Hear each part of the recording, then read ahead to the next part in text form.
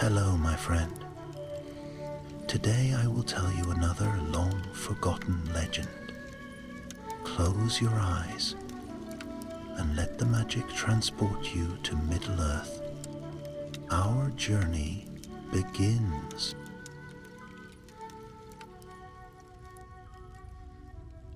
Night had settled softly over Rivendell, and a hush lay upon the hidden valley, one of those gentle, silver-lit nights when the stars seemed to listen. Yet beneath that peace stirred a quiet unease, for tidings had arrived that troubled even the wise. In one of the high chambers where moonlight touched the polished floor like spilled milk, a young ranger named Taran waited. He stood near the balcony, gazing out toward the misty slopes. Though scarcely past his 25th year, he had already walked many wild roads. Still the summons he had received carried a weight beyond anything he had known. At last, soft footsteps approached. Elladan, eldest son of Elrond, entered the chamber with a bundle of parchments beneath his arm. His face bore no alarm, yet Taran could sense a tension beneath his calm. "Taran," Elladan said, "thank you for coming at once. We have need of swift feet and a clearer eye than many possess in these quieter days." "I am at your service," Taran replied, though uncertainty stirred in him. "But I do not know why I've been called." Elladan laid the parchments upon a narrow table. "Because something has been taken, something that should never be sought again, and we fear who now hunts for it." He unrolled the first sheet. It was a rubbing of a cracked stone tablet, marked with Celebrimbor's symbols. Not full writings, but fragments of notes about the three rings, long ago forged without Sauron's touch. "This was recently discovered by chance," Elladan continued, "and soon after someone stole the companion tablet from our lower archives, a thing sealed away since the end of the war. Something cold touched Taran's spine. Who would dare take it? A servant of the shadow who slipped through the cracks of the world," Elladan said quietly. "One who styles himself Morlaith, a lore master once bound to Sauron's will. He does not command armies, but he hungers for knowledge his master failed to gain." Taran frowned. "Knowledge about the three, but their power is gone. What value remains?" "That," Elladan replied, "is what we must discover before he does." A faint rustle sounded at the doorway. Lerwin, an elf maiden of Rivendell's scouts, entered with her bow slung across her shoulder. Her green eyes flashed with determination. Taran felt steadied by her presence. She was known for grace in danger, and her skill in the wild surpassed many. "Our path is set," she said. "The stolen tablet hints at a hidden vault in the ruins of Eregion, Celebrimbor's last refuge before the fall. If Morlaith reaches it first, he may claim knowledge that should have faded from the world." Elladan nodded. "You three will form a small company, swift and silent. A larger force would draw eyes too easily, and Morlaith is cunning. He travels with mercenaries from the east, men who know the old shadow lore well enough to be dangerous." Taran felt the weight of the task settling upon him. "So our conflict is clear. We must reach Eregion, find the vault, and stop Morlaith from claiming whatever Celebrimbor sealed away." "Lerwin and I know the paths," Elladan added, "but I trust you to keep us steady when danger draws close. You have a talent for seeing what others overlook." Taran flushed slightly, though he did not know whether from pride or doubt. Yet he bowed his head. "Then I will not fail you." Elladan placed a hand on his shoulder. "You will not go alone." Outside, the wind stirred the leaves, whispering of things long buried. Rivendell seemed peaceful enough, yet the shadows of ancient ages moved beneath its calm. "You leave at dawn," Eladan said. "Rest now, for your road will not be gentle." When he departed, Lerwin remained a moment longer. She studied Taran with a look that held no judgment, only quiet resolve. "There is no need for fear," she said softly, "but keep your heart steady. The ruins of Elysian carry memories that do not sleep easily." Taran breathed deeply. "I will try." She smiled faintly. "Then you are already prepared." She slipped away, as silent as a falling feather, leaving Taran alone beneath the silver moon.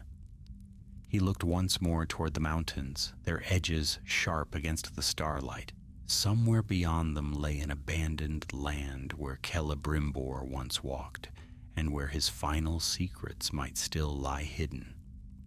And somewhere else, walking swiftly in the dark, Morleth hunted for those same secrets. The ranger felt the first stirrings of the journey ahead, dangerous, uncertain, yet necessary. For though the three rings had faded with the passing of the keepers into the west, their story was not yet finished. And before another shadow rose upon Middle-earth, Taran knew they must understand why these rings had been sought so fiercely, why they alone held a power Sauron had feared and coveted beyond all others.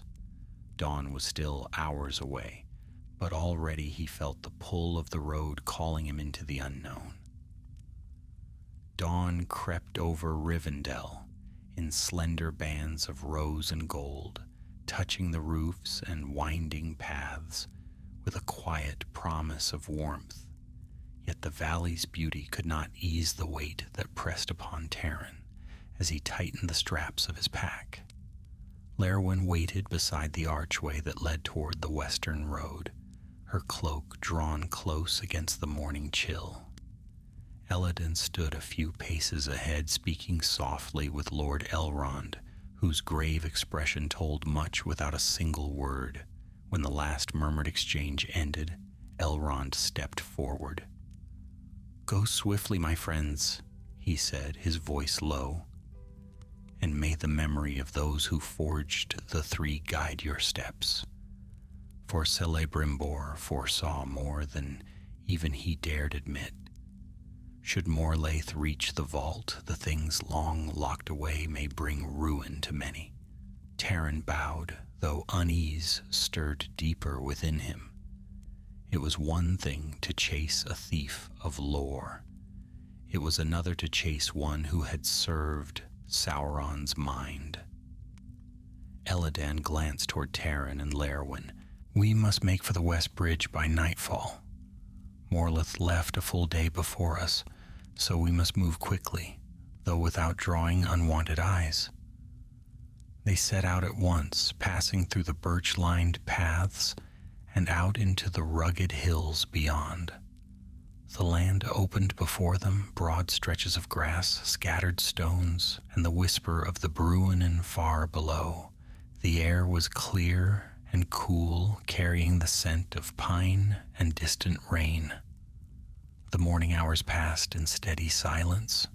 Taran's boots struck the earth in a rhythmic pace, yet his thoughts churned.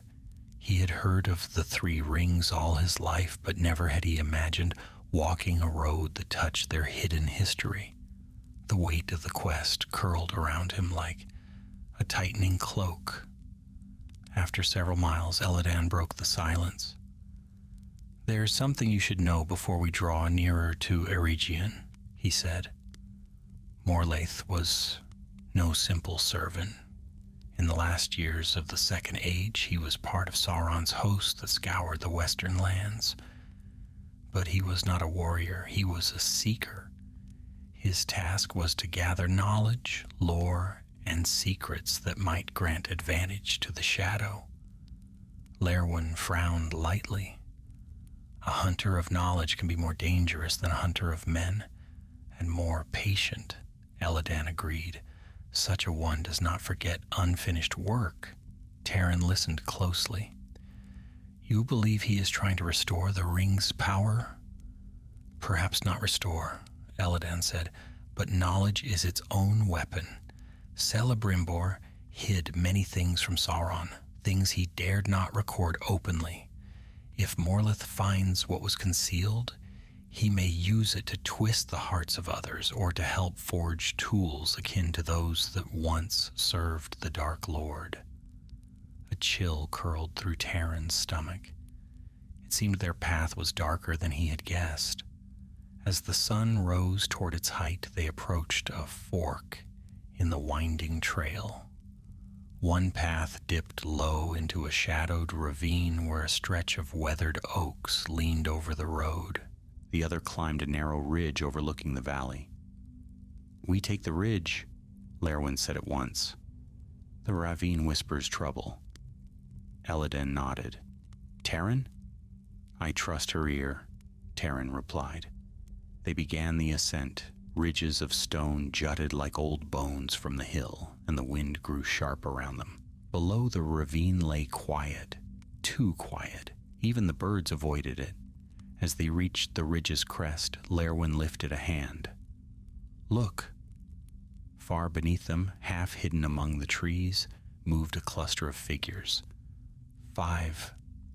6 men, roughly clad, bearing long spears and curved blades of the east. They moved with the tense readiness of hunters. Morleth's escort, Eladan murmured. So he travels with more than rumor. Lerwin's eyes narrowed. They searched the ravine, perhaps for signs of him, or signs of anyone behind them. Taran studied the group. They carried themselves like men accustomed to cruelty, scarred and hardened. If they discovered the company's trail, the journey might end far sooner than expected. We cannot risk being seen, Eladan said. Come, we keep to the heights. The day bent toward afternoon as they traveled swiftly along the ridge.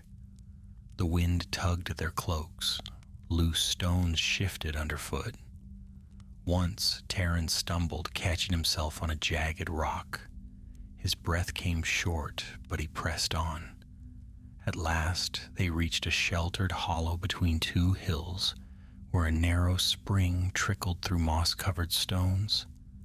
Eladan signaled for a halt. We will rest only briefly, he said. Tonight we must reach the old dwarf road. Lerwin knelt beside the spring, cupping water in her hands. I do not like how quickly Morlaith moves, she said. He knows these lands too well. Taran had been thinking the same. If he knows the paths, he may know the vault's defenses too. Eladan shook his head. Not all of them. Celebrimbor was cautious, even paranoid in his last years. He left false trails, hidden doors, traps that even Sauron's servants feared. Taran rubbed a hand along the strap of his quiver. Is it true that Sauron never laid his hand upon the three? Yes, Eladan said quietly. And that is precisely why he coveted them above all. They were the one work of Celebrimbor wholly beyond his dominion. The three were pure, untainted, made with skill alone, not with deception or shadow. Sauron feared them even as he desired them. Taran felt something tighten in his chest. A story he had heard only as a tale now stretched before him as living truth. Suddenly Lerwin lifted her head. Riders, she whispered. Eladan moved swiftly to the ridge's edge. Taran followed, crouching low among the heather. Down below, a lone horseman galloped along the ravine road.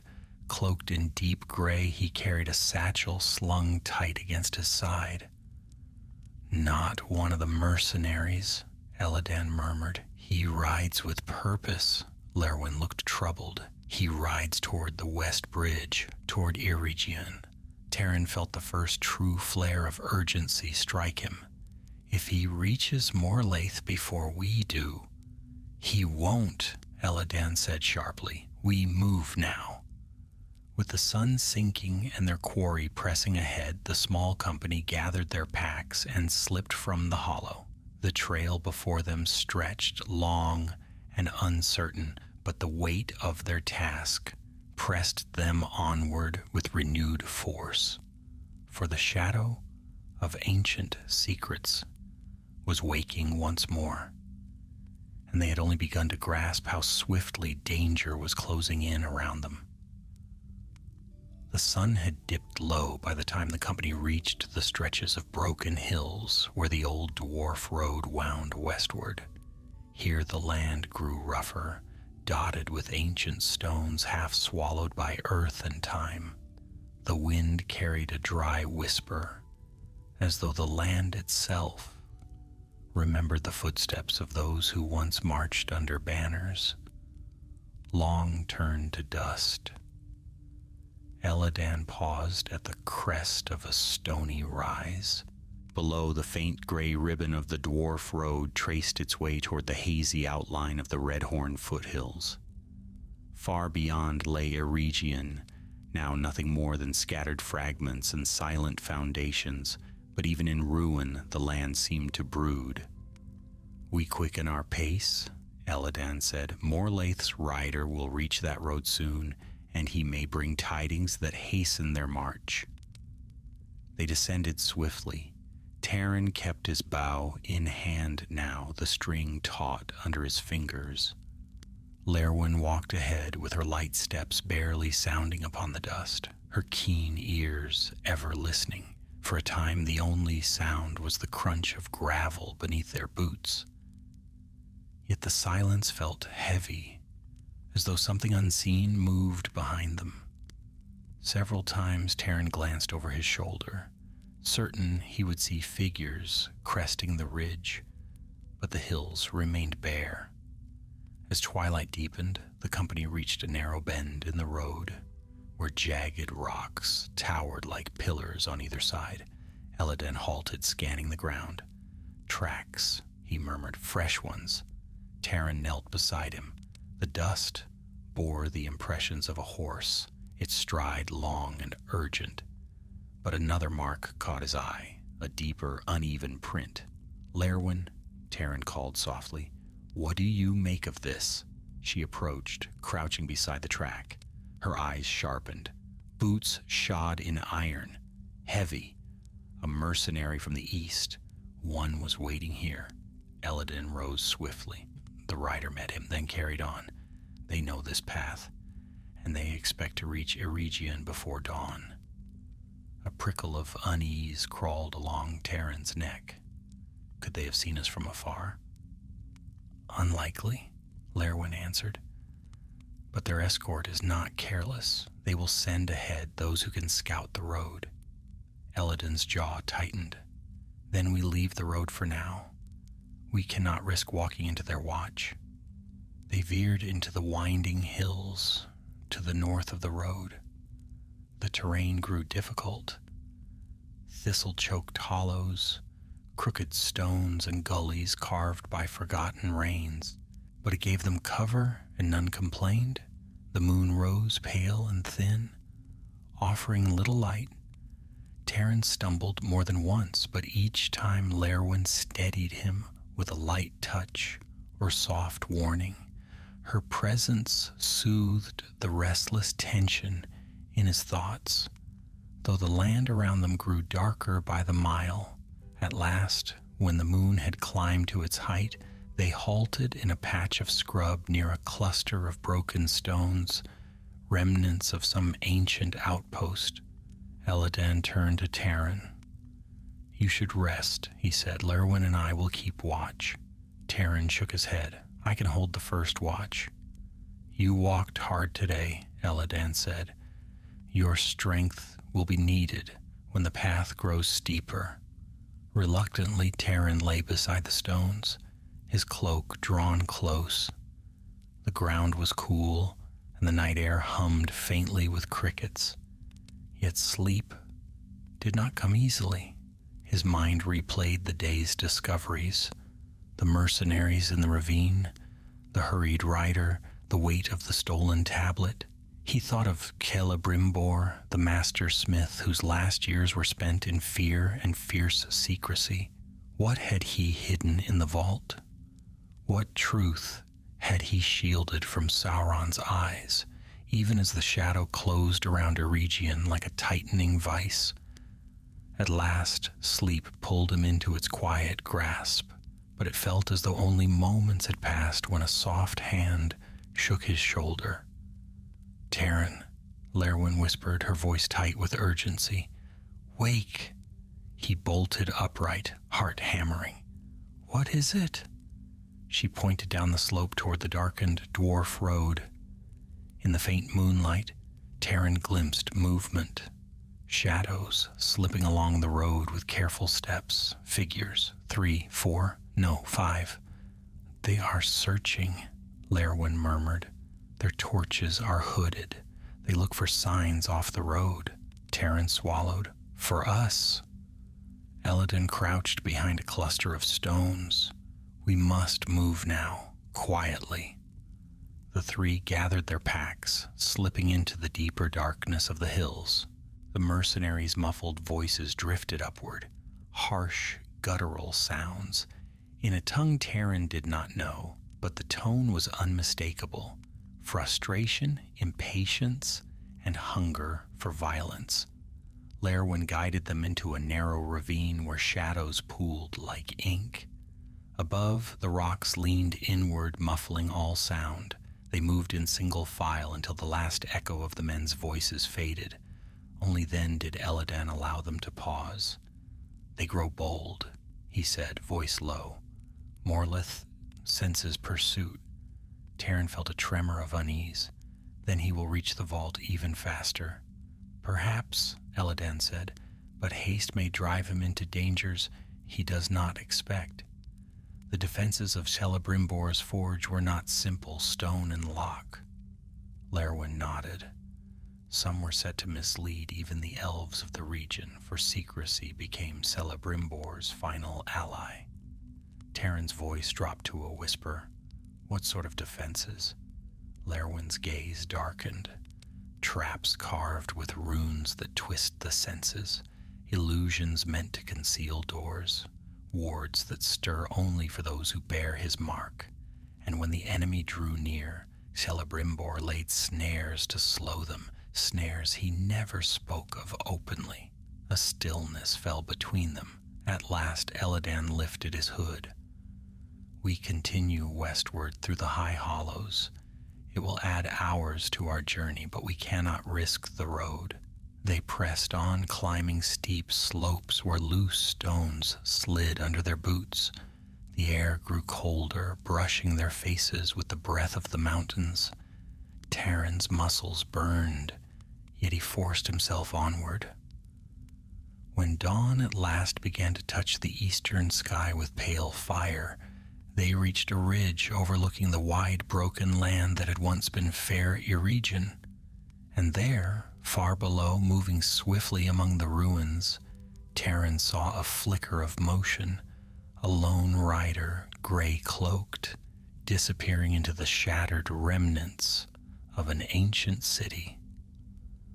Morleth's messenger had reached his master. The chase had entered its next, far more perilous stage. "Viscazala, don't ask me for any clarifications, just keep writing, but follow my rules. 1.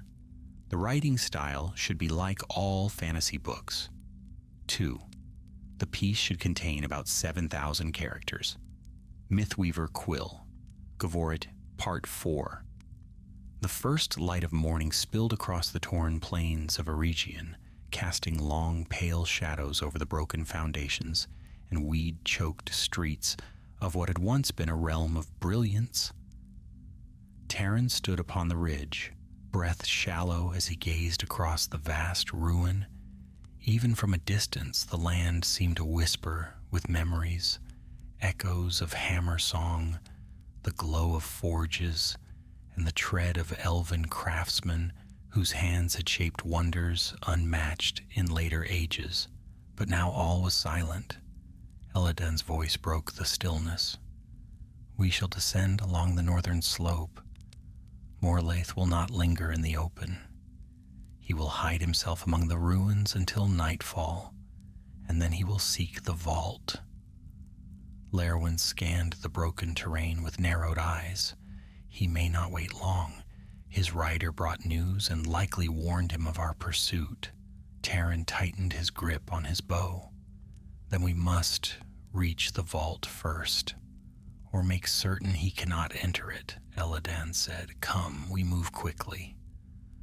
They left the ridge and descended into the land of crumbled walls and scattered stones.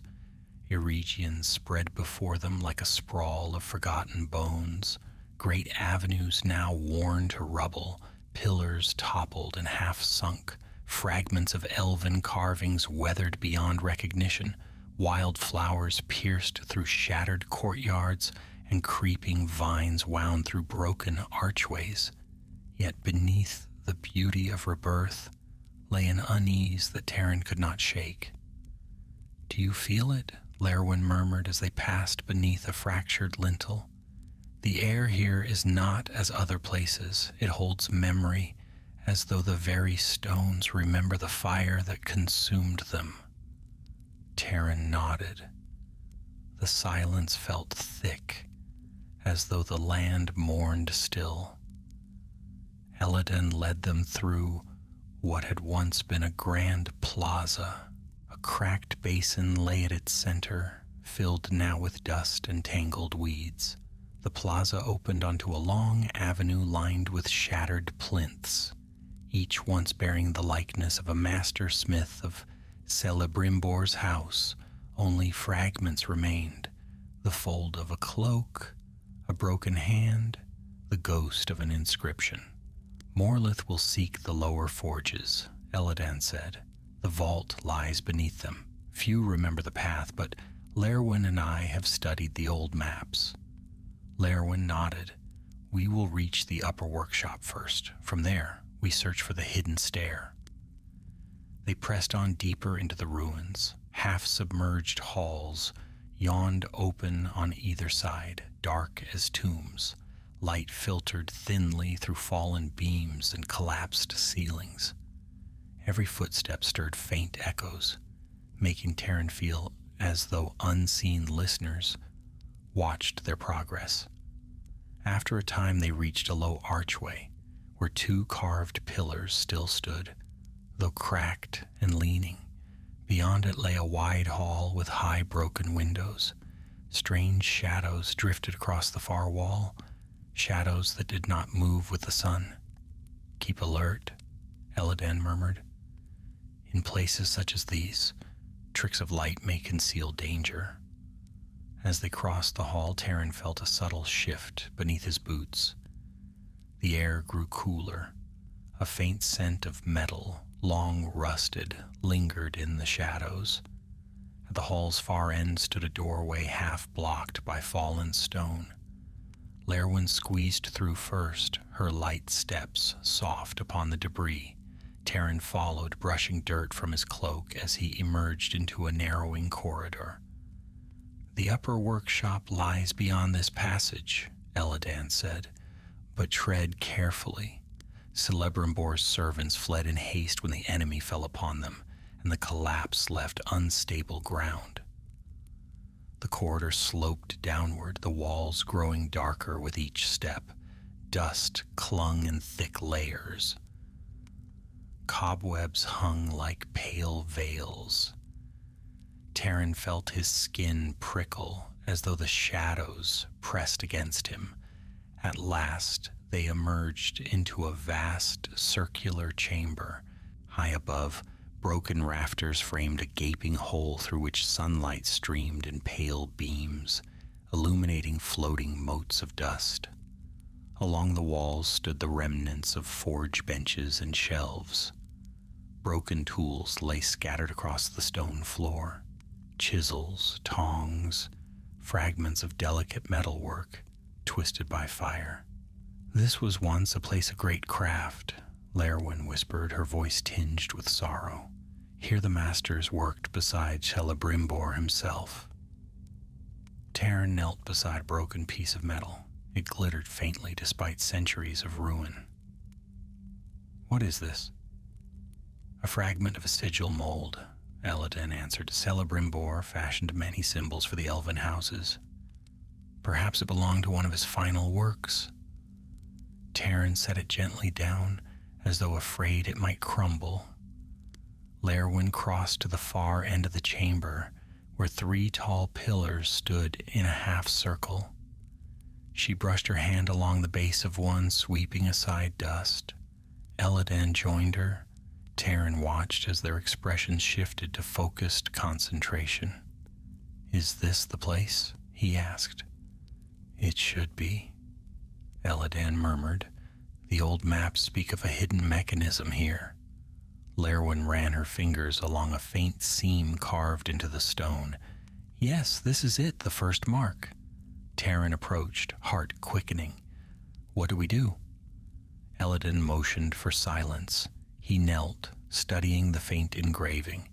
Then, with deliberate care, he pressed upon a small, nearly invisible indentation. For a moment, nothing happened. Then came a low rumble, deep as thunder. The floor trembled beneath their feet. Dust cascaded from the rafters, and before them, between the pillars, a narrow line appeared, a crack widening with slow, grinding movement, a hidden door. Terran stared in awe as the stone lowered into the floor, revealing a dark stairway descending into the deep earth. Lerwin's eyes glinted. "We have found the path." Elladan's face was grave. "And so will Morleth. Once he reaches this chamber, we must move swiftly." They descended the stair, the air growing cooler still. The steps spiraled downward into darkness, lit only by the faint glow of the sky above. Terran's heartbeat echoed in his ears. But halfway down, Lerwin froze. "Someone has been here." Terran followed her gaze. There, scuffed into the dust upon the steps, was a fresh footprint. "Iron-shod boots," Elladan said, his voice tight. "One of Morlath's men found the entrance." Terran's stomach clenched. "Then he may already be inside the vault." "Or waiting for his master," Lerwin murmured. Elladan drew his blade. "We go on. But from here, danger waits at every step." They descended in tense silence. At the stair's base, a dark passage stretched ahead, ending in a single stone door marked with Celebrimbor's sigil, a star within a crown of 7 rays. And beside the door lay the body of a mercenary. Terran stopped cold. The man was sprawled on the ground, his face twisted in terror, his hand reaching toward the door, as though clawing at the very air. Lerwin knelt beside him, her eyes sharp. "No wound," she murmured. "No mark of blade or arrow." Elladan touched the stone beside the sigil. "A ward," he said. "Celebrimbor set protections even here. This fool attempted to enter unbidden." Terran swallowed hard. "Then Morlath will not dare to step through without the proper knowledge." "Which," Elladan said grimly, "is precisely why he seeks the tablet." Lerwin rose. "We must enter before he arrives, before he uses the stolen lore to break the seal." Elladan nodded. "Prepare yourselves. Once we cross this threshold, we may find more than ancient stone waiting." Terran's fingers tightened on his bow. The air grew colder. Somewhere above, faint echoes stirred, the sound of distant footsteps entering the upper workshop. Morlath was coming, and with him, the race for Celebrimbor's final secret had begun in earnest. The stone door loomed before them, cold and silent, its carved sigil gleaming faintly in the dim light. Terran felt a chill run along his spine, as though some ancient watcher stood guard just beyond the threshold. The dead mercenary at their feet was grim proof that Celebrimbor's wards still lived, even after centuries. Elladan stepped forward, touching the sigil with care. "Only those who bear no malice toward the three may pass unharmed," he murmured. "So the old texts claim." Lerwin inclined her head. "Then we must trust in our purpose."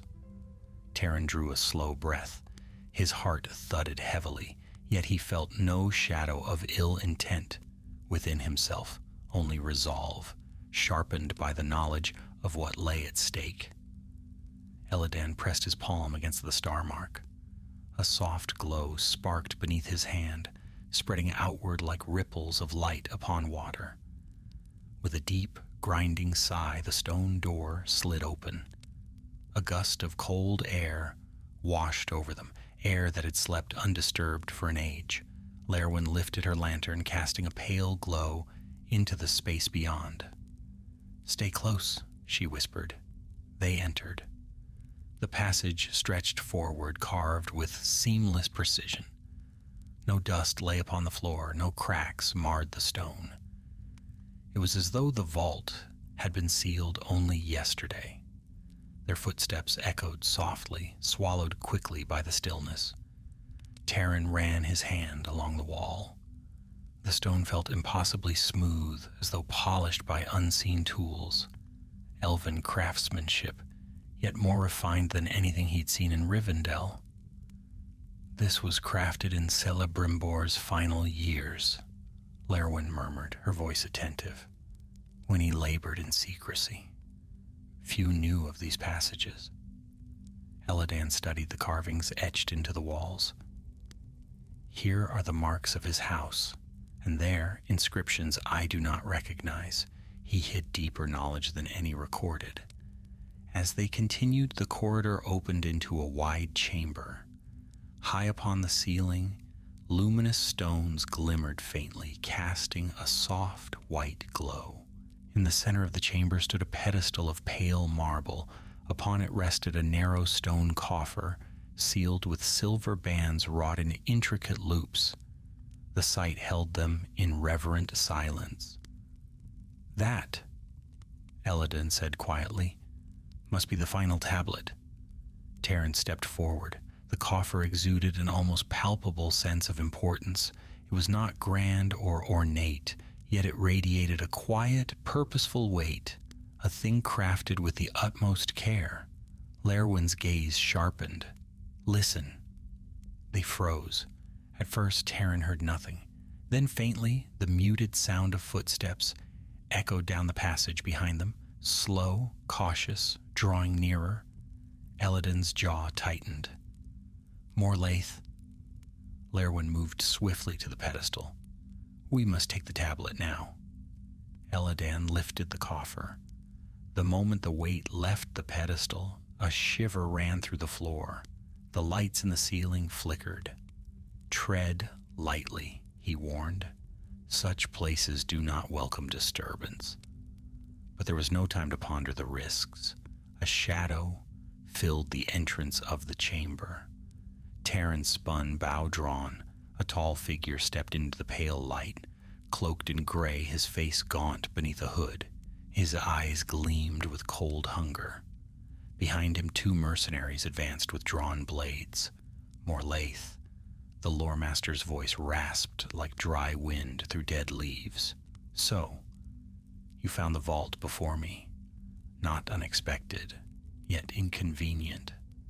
Elladan stepped forward, placing himself between Morlaith and the pedestal. "You will go no further."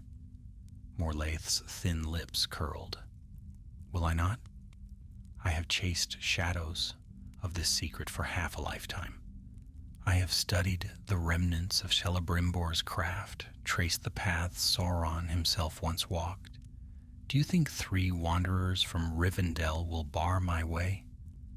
Taran held his bow steady, though his heart hammered. "We will stop you if we must." Morlaith's gaze flickered to him. "A mortal child dares threaten me? You have no grasp of the knowledge you stand upon." Lerwin's voice cut through the chamber like a blade. "Knowledge sought with malice leads only to ruin." Morleth raised a hand. A thin strand of shadow coiled from his sleeve, dark sorcery, twisted and frail, yet dangerous. I do not seek power. I seek what Sauron never understood. Celebrimbor hid the truth of the three from the world. With that truth, I will complete what he began. Elladan's eyes hardened. You desire what should never be touched. Morlaeth's voice deepened. The three were the purest of the rings, crafted without the shadow's hand. They alone escaped corruption, and therein lies the key. Give me the tablet, and I will spare your lives. Taran felt a fierce surge of certainty. Never. Morleth sighed. So be it. He gestured sharply. The mercenaries lunged. Elladan met the first with swift steel. Lerwin's arrow struck the second before he closed half the distance. Taran loosed his own arrow at Morlaeth, but the lore master raised a hand and the shaft twisted in midair, clattering harmlessly to the floor. A wave of cold rushed through the chamber. The luminous stones flickered. Morleth advanced, eyes burning with dark purpose. You cannot hold me. Taran drew another arrow, but Lerwin seized his arm. The ward, she hissed. The tablet carries it. Elladan parried a strike and shouted, The pedestal, look! Taran turned. The pedestal's surface shimmered with a faint, pulsing light, the same silver-white glow that had burned the life from the mercenary at the stair. Lerwin's voice was taut. Celebrimbor laid a final protection. The coffer alone shields the tablet's power. Taran's breath caught. If we break the shield, Morleth stepped closer. You risk destroying the only knowledge Celebrimbor preserved. Elladan's blade clashed against the remaining mercenaries. Better it be lost than fall into your hands. Morleth reached out his hand, shadow streaming from his fingers. Taran acted. He seized the coffer from Elladan's grasp and hurled it toward the pedestal. The silver bands struck the stone. The lid cracked open. Light erupted. A brilliant flash seared the air. Cold, pure, like moonlight turned to flame. Morlaeth screamed. The mercenary collapsed. Lerwin shielded her eyes. Elladan pulled Taran behind him. When the light faded, the chamber shook violently. Dust rained from the ceiling. The walls trembled. Lerwin, Elladan called. The vault is collapsing. She grabbed the cracked coffer. The tablet within glimmered faintly, edges glowing as though half awakened. Morlaeth staggered to his feet, his cloak smoking. His voice broke with desperation. The tablet! Give it to me! But Taran had already moved between him and the others, bow drawn, fear burning away beneath a rising determination. You will not take it, he said. Morleth's eyes blazed with hatred, and then the ceiling gave a long, thunderous groan. A slab of stone crashed down between them, blocking Morleth's path and shaking the chamber to its core. Elladan seized Taran's arm. We must flee, now! Lerwin clutched the cracked coffer to her chest. The walls shuddered again. Behind them, Morlaeth's voice rose in furious rage, echoing through the crumbling passage. Taran, I will have what is mine. But the collapsing stone swallowed his words. As the three companions fled into the dark, their path shaking beneath their feet, the vault of Celebrimbor falling apart around them. The stair trembled beneath their feet as they fled, each step groaning, as if the stones themselves cried out after centuries of silence. Dust billowed through the air, choking and thick. Taran stumbled but kept his grip on the rail, driven by the thunder of collapsing stone behind them. Lerwin ran close at his side, clutching the cracked coffer to her breast, while Elladan shielded their rear, blade drawn through the falling vault, left little room for foes to follow. Faster, Elladan urged. The whole passage is given way. A deep roar rolled up from the depths, an awful sound that made the very earth shiver. Celebrimbor's hidden chambers, untouched for ages, were dying with a fury that echoed across the hollow halls. Terran's lungs burned. Every breath tasted of dust and ancient stone. His legs ached, yet he forced himself onward. The stairway twisted, the glow of daylight above faint and far away.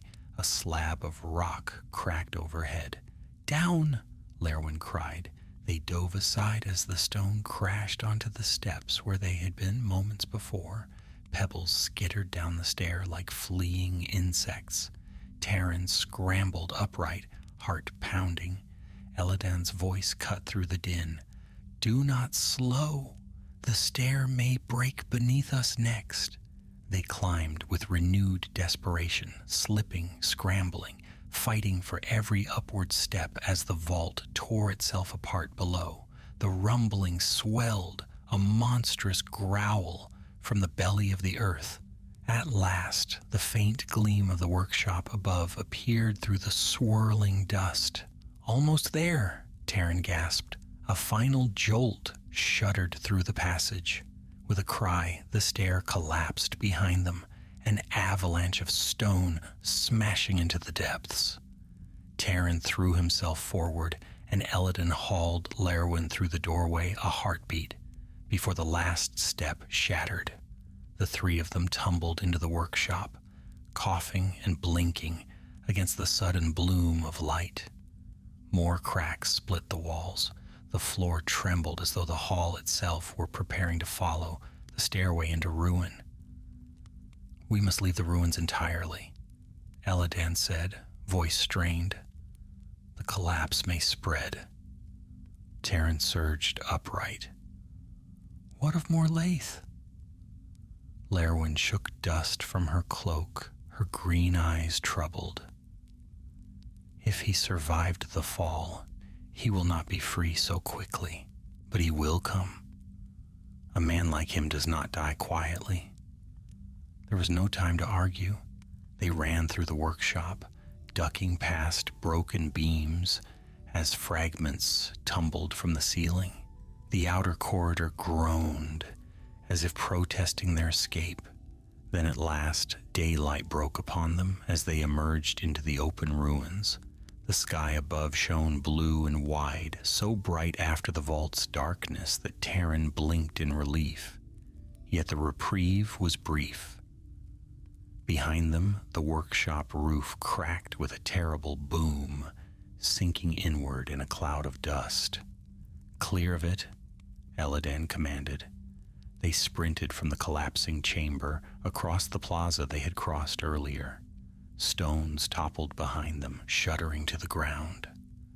Birds exploded into the air, crying out as the quakes rippled across the broken city. Only when they reached a wide, open stretch of weed-grown flagstones did the tremors lessen. Lerwin bent over the coffer, gripping it tightly as she caught her breath. "It is cracked," she murmured. "Some of the tablet's runes are exposed." Terran leaned over her shoulder. The tablet within shimmered faintly, as though it pulsed with its own inner breath. Thin lines of silver light pulsed along its edges, leaking from the broken seal. Eladan approached, his brow furrowed. "It reacts to the air. Celebrimbor forged it with protections, but with the coffer broken, those safeguards are weakened." Terran swallowed. "What does it mean?"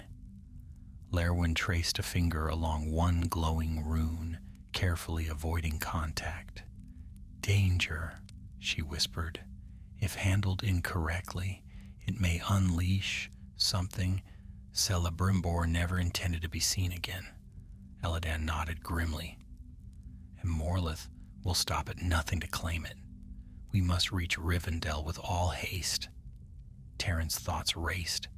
He will be furious when he learns we escaped, and now he knows we hold the tablet.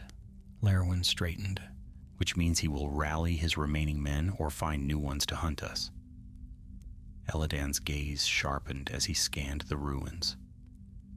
And he may not be the only danger here. Terran followed his eyes. The once still plains of Eregion had grown strangely quiet. The wind had fallen, no birds sang. A strange tension hung upon the land, as though the ruin itself held its breath. "What now?" Terran whispered. Elladan sheathed his blade. "We leave the open ground." "We travel north toward the ridge. The less time we spend in the heart of the ruins, the better." They set off at once, weaving between the moss-covered foundations and broken walls. The weight of the cracked coffer seemed to pull at the company as though the tablet carried not just knowledge but a burden of its own. As they rounded a fallen tower, Lerwin suddenly halted. "Terran," she said quietly, "look." Across the plaza stood a scorched pillar, half buried beneath a mound of stone.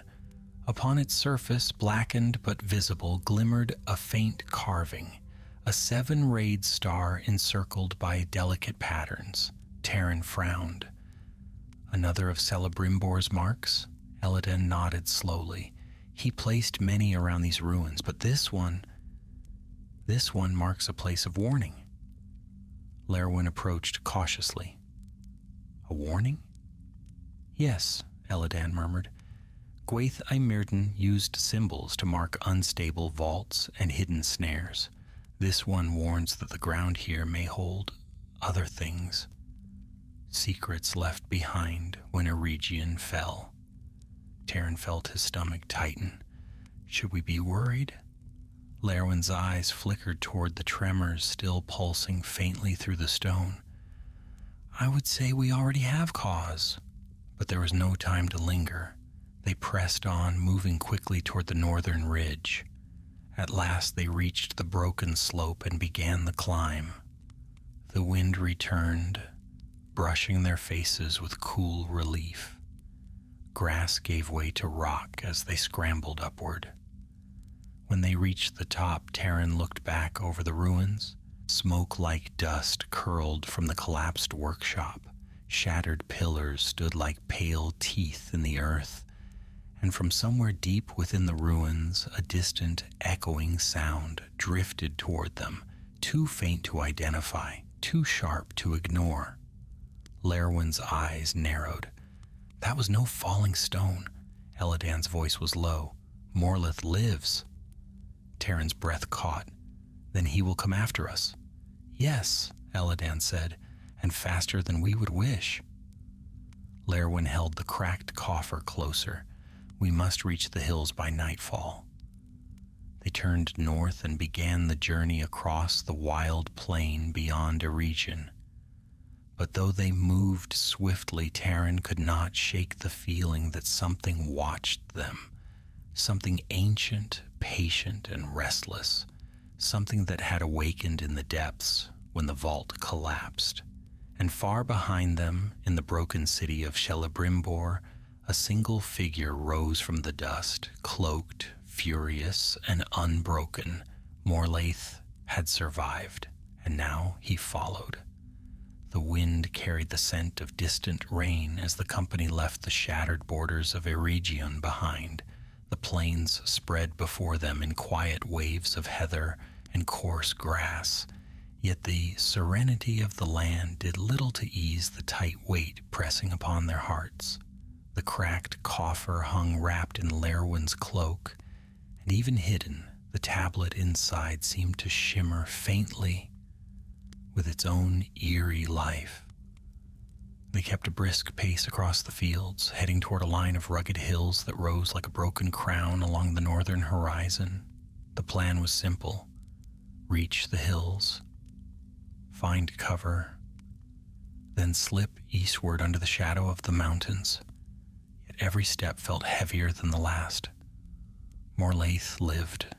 His voice still echoed in Terran's mind, cold, insistent, full of twisted hunger. For hours they walked in silence, each lost in their thoughts. The sky had grown overcast, the light thinning to a soft gray. Only the whisper of the wind and the crunch of their boots disturb the afternoon calm. At last Eladan spoke. We make for that rise ahead. From there we may see if we are followed. Taran nodded, though his nerves prickled. He had felt it since they left the ruins. An unease curled tight beneath his ribs. It was not merely fear of Morlaith or his scattered men. It was as though the land itself shifted in mood, unsettled by the disturbance in Celebrimbor's vault. When at last they reached the crest of the low hill, they halted. Elladan scanned the plains behind them with sharp eyes. Lerwin did the same, her hand shading her brow. Taran waited, breath shallow. After a long moment, Eladan shook his head. I see nothing. Lerwin lowered her hand. Nor I. If Morlith pursues us, he hides himself well. Taran exhaled slowly. Perhaps he remains trapped in the ruins. Eladan's expression did not soften. Or perhaps he seeks another path. He is wounded but not broken. Lerwin glanced at the coffer. His need is great. He will not turn aside while the tablet remains unfound. Eladan motioned onward. Come, we cannot linger. They descended the hill and pressed further north. The ground grew uneven, scattered with thorn bushes and pockets of stones. As the afternoon waned, clouds thickened overhead, gathering like heavy curtains across the sky. A storm was brewing. By nightfall, they had reached the first foothills. The rocky slopes offered shelter in crevices and shallow caves, though the rising wind meant they would endure a restless night. Eladan found a sheltered hollow beneath a leaning slab of stone. Here the company settled, weary and chilled, the sky darkening above them. Lerwin kindled a small hidden fire beneath a screen of rocks. Its glow was faint, but its warmth was welcome. Taran sat beside it, staring at the cracked coffer as the flames flickered. Eladan lowered himself opposite him. You have questions, he said. Taran hesitated. How dangerous is the tablet, truly? Lerwin may answer better, Eladan said, turning to her. She has stronger lore in the matter. Lerwin lifted her gaze from the fire. Shadows wove across her face, but her eyes glinted with quiet understanding. Celebrimbor was a master unmatched. His knowledge of the rings ran deeper than any living soul's. But in his final days, as Sauron's armies drew near, he wrote in secrecy. Not all his writings were meant to be preserved. Taran leaned forward. Do you mean he regretted what he had made? Her voice grew soft. He feared it. He feared what Sauron had wrought with the One, and he feared what others might attempt if they learned too much. Eladan nodded. Some secrets carry power, even when their tools no longer exist. Taran's eyes returned to the coffer. What does the tablet say? Have you read any part of it? Lerwin shook her head. The runes pulse with warding. To read them now is perilous. But the outer markings speak of the three, of their making, of their purpose, and of something else. What else? Taran whispered. Lerwin hesitated. A weakness. A tremor passed through Taran. A weakness in the three? A weakness, Eladan repeated quietly, that Celebrimbor hid from Sauron, perhaps even from the elven lords who bore the rings. The fire crackled softly. Taran swallowed. Is that why Morlith hunts it? To exploit this weakness? Yes, Eladan replied. He seeks a path to reawaken what should sleep. A splinter of knowledge is enough for a man like him to stir forgotten shadows. Lerwin wrapped her cloak tighter. And though the three are powerless now, their legacy remains. If he twists that legacy, the hearts of many could be swayed. Taran looked into the fire, trying to steady his breathing. The world seemed vast and perilous in that moment, darker than even the years of war he had grown up hearing about. A distant rumble echoed across the hills, thunder rolling in from the west. Lerwin rose swiftly. The storm draws near. We should rest early. Eladan nodded. I will take the first watch. Taran, sleep if you can. Taran wanted to object, but exhaustion pulled at him. He nodded and lay down with his cloak wrapped around him. The stone was cold beneath his back, but the small fire warmed his face. He listened to the shifting wind and the low murmur of Elladan and Lerwin speaking softly as they kept guard. Sleep came in uneasy waves. He dreamed of a great forge bathed in white flame. Celebrimbor stood before it, noble, weary, sorrow in his eyes. In his hands he held 3 rings of perfect craft, glowing with inner light. Then the light dimmed. Shadows coiled. A voice whispered his name. Taran. He turned. Morleth stood behind him, face half burned, eyes burning with cold fury. Give it to me. Taran stumbled back, clutching at the air. The vault shook. Fire roared. Morleth reached for him. He jolted awake and found Eladan kneeling beside him, hand upon his shoulder. Taran, Eladan whispered, wake! There is movement in the hills. Taran sat up, heart pounding. The fire had died to smoldering embers. Thunder growled overhead, the sky black with unfallen rain. Lerwin stood near the opening of their shelter, bow in hand. What is it? Taran asked. Shapes, she said quietly, moving in the dark. Taran reached for his bow. Morleth's men? Eladan shook his head. Too many, and they moved too quietly. A faint, distant howl drifted across the wind, thin and sharp. Lerwin stiffened. Wargs. Eladan's expression hardened. They travel this land still, though few. The storm drives them from their dens.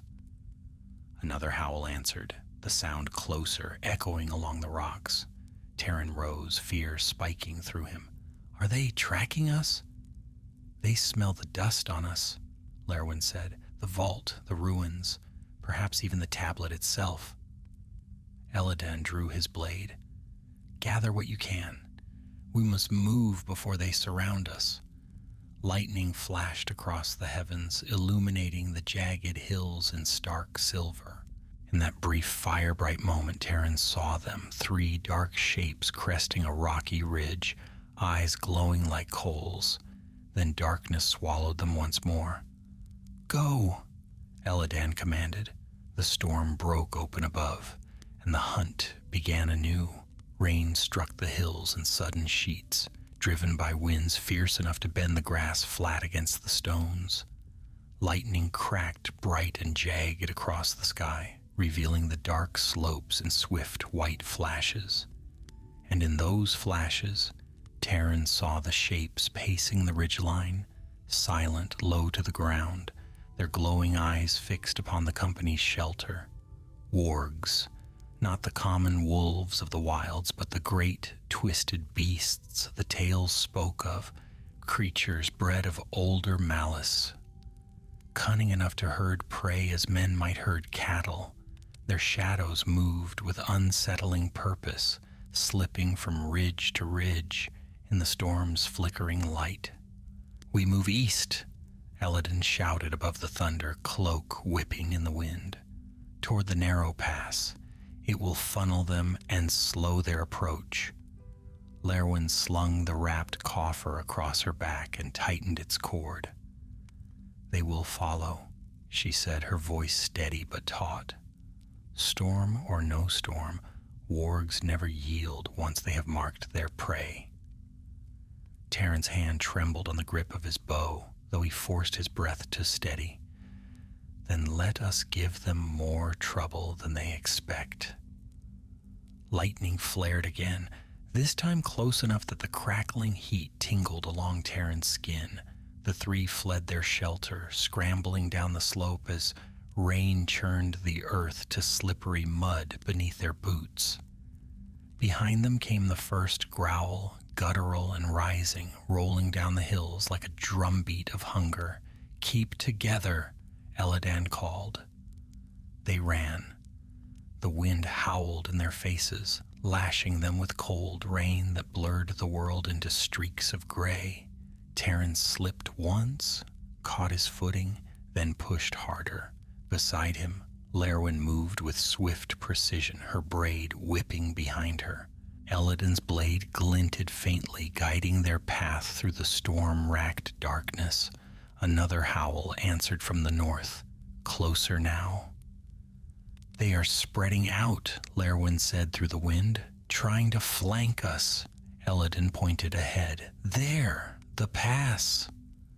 Through the rain, Terran glimpsed a narrow cut between two leaning rock faces, barely wide enough for two to walk abreast. The ground fell sharply on either side, forming a natural bottleneck. They sprinted toward it. Behind them, paws slammed against the earth, heavy, rapid, closing the distance. Terran risked a glance back. Three massive wargs bounded over the ridge, their fur dripping, their fangs gleaming in the lightning's flare. Their eyes flared gold and red, hungry and unblinking. One leapt from a high stone and landed with a thud that Terran felt in his chest. "Faster," Eladan urged. They dashed into the pass, the walls rising steeply around them. The narrow defile echoed with the storm, amplifying every sound. Eladan turned, blade raised. "Lerwin, behind me, Terran, arrows!" Terran skidded to a halt, rain pouring down his face. He whipped an arrow onto his string, heart hammering. His breath steamed in the cold. The first warg lunged into the pass. Lerwin's arrow flew, striking deep in its shoulder. The beast snarled, but did not slow. Terran loosed his own shot, straight into its throat. The warg toppled with a choking growl, skidding through the mud before falling still. But two more thundered in behind it. Eladan met the next with a flash of steel. His blade struck across its snout, but the beast twisted, jaws snapping. Lightning split the sky again, illuminating the clash of man and monster, Eladan's blade darting like silver fire as the warg's teeth slashed the air. Terran loosed another arrow, grazing the creature's flank. Lerwin followed with perfect aim, striking its haunch and slowing it. Eladan seized the moment, driving his blade deep beneath its rib cage. The beast collapsed in a heaving mass. The last warg barreled forward, mud flying beneath its paws. It leapt at Lerwin. Terran's arrow struck, but too late to halt its flight. Lerwin twisted aside, the creature's claws raking her shoulder. She staggered, but kept her footing. Eladan turned, but the warg was already upon him. Terran acted without thought. He hurled himself forward, slamming into the beast's flank. The force knocked it off balance. It crashed into the stone wall with a snarl. Rain blurred Terran's vision. He reached for another arrow, but the warg lunged, jaws open wide. Lerwin's dagger flashed. The blade sank into the creature's eye. With a wet, shuddering cry, the warg collapsed. Steam rose from its body in the cold air, mingling with the rain. Lerwin pulled her dagger free and stepped back, breath sharp but steady. Eladan lowered his sword, chest heaving. "Well struck," he said. Terran wiped rain from his face, trembling with the fading surge of fear. "Is that all of them?" Lerwin shook her head, grim. "No, only scouts. The pack will not be far." Eladan looked toward the hills. Through the storm's haze, lightning flashed again, and in that instant dark shapes flickered along distant slopes. "We have minutes at most," he said. We must move while the pass still shields our flank. Terran swallowed the tremor in his voice. Where do we go? Elladan pointed east, where the land dipped into a stretch of heather and bracken leading toward rising cliffs. There is an old hunter's trail beneath the high ridge. If we reach it, we can lose them among the rocks. Lerwin considered this, then nodded. It is our only chance. They moved quickly through the narrowing pass, stepping over the fallen wargs. Rain stung their faces, the wind tearing at their cloaks. The roar of thunder chased them as they descended into the next stretch of wild terrain. Terran stayed close to Lerwin, though he saw the dark stain spreading across her shoulder where the warg's claw had cut deep. You're injured, he said quietly. It is nothing, she answered. The bleeding has slowed. We must win distance first. He hesitated, then nodded. Her strength was not a thing easily broken, but still, worry gnawed at him. The storm deepened as they followed the twisting paths between jagged stones. Lightning flashed again, but this time the thunder sounded more distant. The hills muffled the storm's fury, though the rain still fell in relentless torrents. At last, Elladan halted at the foot of a steep climb. This is it, he said. The hunter's trail lies above. Once there, we tread light and swift. Terran looked up. The cliffside rose at a harsh angle, slick with rain, dotted with scraggly brush. Far above, the faint outline of a narrow ledge clung to the rock face. It will be a hard climb, Lerwin said, breathing deeply, but the wargs cannot follow easily. Precisely, Elladan replied. They began the ascent. Mud and stone shifted beneath their boots. Terran gripped roots and exposed rock, feeling the strain in his arms and legs. Elladan climbed ahead to test the path, while Lerwin followed close behind Terran, one hand always steady upon the coffer's wrap. At one point the cliff grew so steep Terran feared they would need ropes. Lightning flared again, bathing the entire hill in ghostly silver, and in that flash Terran saw movement far below. A tide of dark shapes, dozens. The pack had come. He nearly lost his grip. Elladan, they're here. Elladan looked down, eyes widening. Faster! Lerwin's hand tightened on the rock. Her voice was quiet but urgent. Do not look again. Climb. Terran forced himself upward. His muscles burned. His breath rasped. But still he climbed. Mud slipped beneath his boots. Stones shifted, but inch by inch he pulled himself higher. At last his hand found firmer rock. Elladan reached down and grasped his wrist, hauling him onto the narrow ledge. Lerwin followed, breath quick but controlled. Below, the wargs surged toward the cliff base, snarling and snapping at the air, frustrated at prey now beyond their reach. Elladan exhaled deeply. We are safe. For the moment. Lerwin leaned against the rock, one hand pressed to her wounded shoulder. The trail is ahead. The storm hides us well. Terran looked out across the darkening hills. Lightning flickered again, and just for an instant, high on the opposite ridge, he saw a solitary figure standing unmoving in the storm. Cloaked, tall, watching, Morleth. Terran's breath froze in his chest. He is coming, he whispered. Lerwin followed his gaze, and her eyes narrowed. Then we must move, now, Elladan nodded. He hunts us still. And so, beneath the tearing wind and the hammer of rain, the companions slipped along the narrow ledge, 3 shadows bearing Celebrimbor's final secret, while far below them the warg pack prowled, and the storm swallowed the land. But Morleth's gaze did not falter, and neither did his pursuit. Dawn came as a thin gray shimmer, pale and uncertain beneath drifting, tattered clouds. The storm had passed in the night, leaving the high ridge slick with rain and strewn with fallen stones. Mist clung to the jagged slopes, curling in slow, spectral coils around the ledges where the company now walked. For a time, none spoke. The air felt heavy, almost muffled, as though the very hills held their breath after the storm's rage.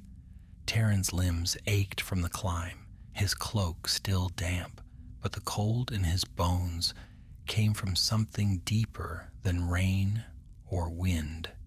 He kept glancing behind them.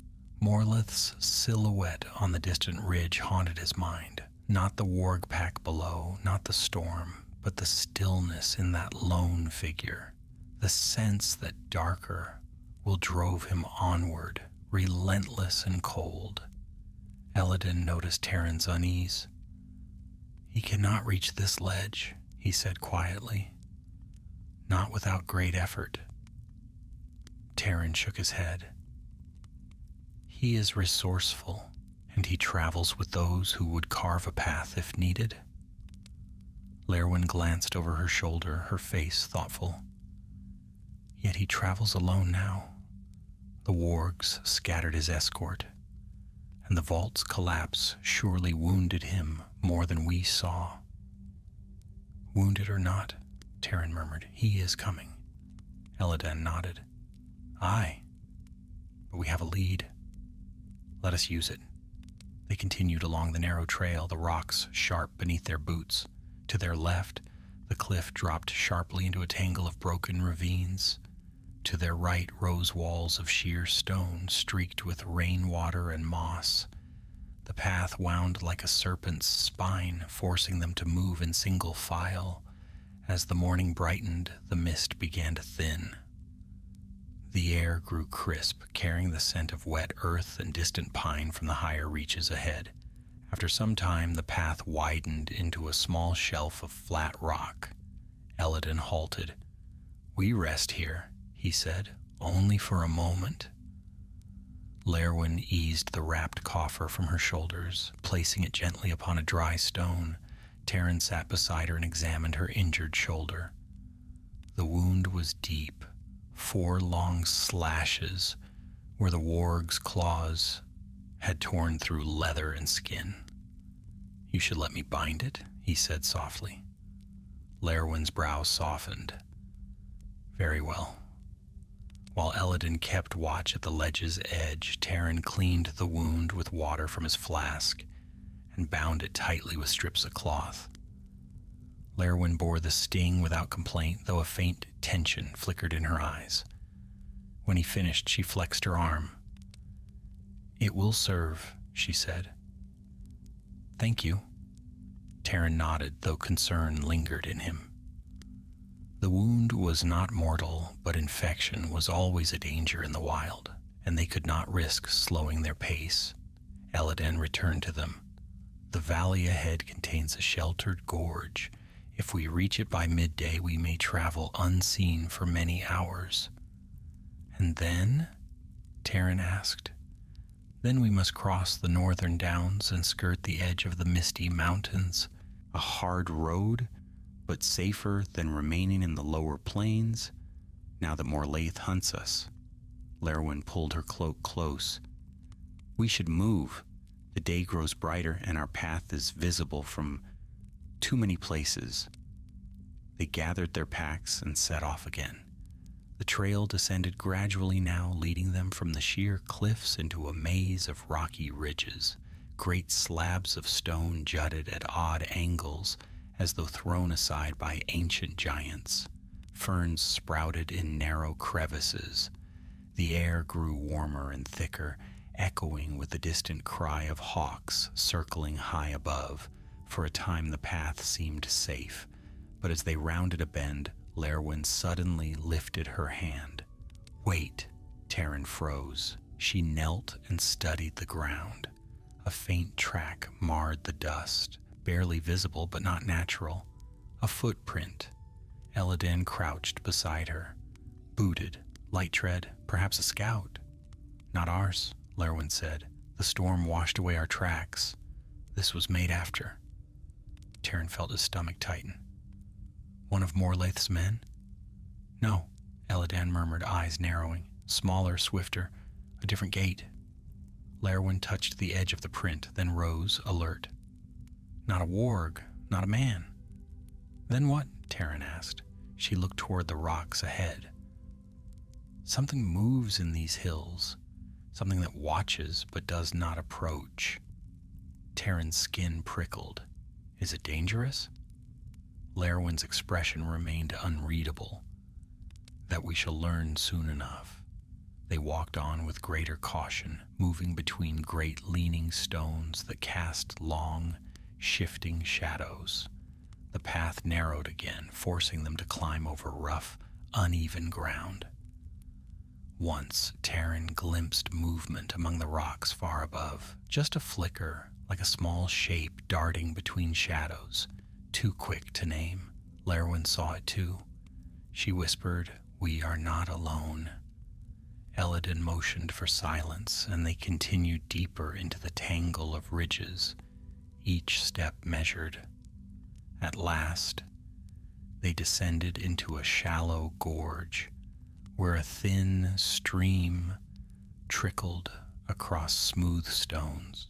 Moss draped the rock faces, and the air felt cooler here. Small caves pocked the slopes, and low shrubs rustled faintly in the breeze. As they crossed the stream, a sudden sharp sound echoed from the rocks above. A pebble skittering. Taryn's hand flew to his bow. Lerwin scanned the heights. "Show yourself," she said calmly. A faint rustle answered. Then from behind a jutting stone, a figure emerged. Small, slender, no taller than Taryn's chest. Its hair was wild and tangled, its cloak ragged but woven of tough fibers. Large pale eyes blinked at them, wary yet curious. A young druidan. Taryn blinked. A woes. Here? Eladan lowered his blade slightly, though he remained cautious. "Peace," he said in the old tongue. "We mean no harm." The woes tilted his head, listening. Then he stepped forward, bare feet silent on the stone. His voice came in low, rough tones. "You walk with loud feet," he said. "Loud hearts, loud thoughts. Hills hear all." Lerwin exchanged a look with Eladan. "Forgive us," she said gently. "We passed through swiftly. We disturbed nothing." The woes sniffed the air, gaze drifting to the wrapped coffer. "Stoneheart wakes," he muttered. "Shines in dark, calls to bad ones." Taryn felt a chill. "Bad ones?" "Shadow Walker hunts you," the woes said, tapping his brow. "Burnt-faced man with broken smell, hunts and hates." "Morlaith," Eladan's voice grew firm. "He seeks to harm us, and perhaps others. Will you tell us what you know of his path?" The woes frowned, thinking. His people were secretive and wary of all outsiders, but they had always distrusted the servants of evil far more. After a moment, he pointed northward. "Shadow Walker follows Broken Trail. Not far, not slow." Taryn's pulse quickened. "How close?" The woes looked at him with unsettling clarity. "Closer than you wish. Less than half sun's climb from here." Lerwin's jaw tightened. "Then we must move at once." But the woes raised a hand sharply. "No. Hills shift. Paths move. Shadow Walker knows not the safe ways." Eladan studied him. "And you know them?" The small figure nodded. "Woes knows all stone paths. Many dangers hide, but woes can guide." Taryn exchanged stunned glances with the others. "Why help us?" The woes tapped his chest. "Evil walks, evil wakes hills. Hills do not want evil." Lerwin bowed her head slightly. "Then we are in your debt." The woes turned, motioning for them to follow. "Come, quick feet now, quiet feet. Bad one hunts with firesight."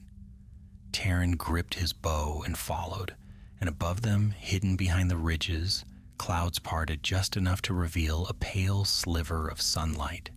Thin and cold, Morlaith was near, too near, and every moment brought him closer. The woes moved like a whisper through the stones, so quietly that even the breeze seemed louder than his bare feet upon the earth. Taran, Lerwin, and Elladan followed as swiftly as they could, though beside the small hunter's uncanny silence they felt, clumsy and loud as marching horses. The gorge wound deeper between leaning walls of stone, and the air grew cool and dim beneath the overhanging cliffs. Now and then the woes paused, tilting his head, as though listening to voices the others could not hear. Sometimes he crouched to touch the ground, testing the soil with careful fingers.